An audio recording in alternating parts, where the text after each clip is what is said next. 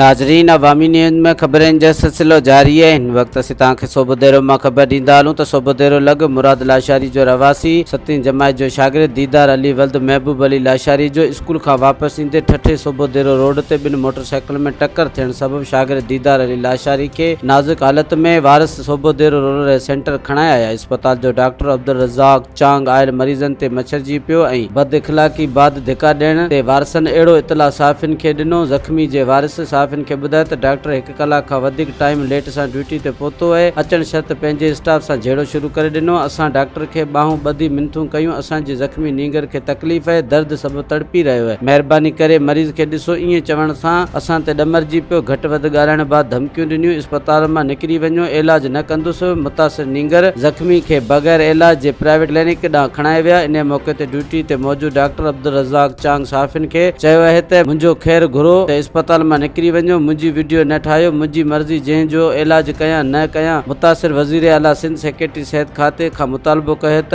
Doctor Abdul Razzaq चांग खिलाफ़ inquiry करे इन खे मुअत्तल करे सोभودेरो अस्पताल में को ॿियो डॉक्टर मुक़रर करे जेको इलाज जूं बहितरीन सहूलियतूं ॾे। मज़ीद खबरों और तफसीलात के लिए विजिट करें हमारी वेबसाइट www.awamiNewsHD.com।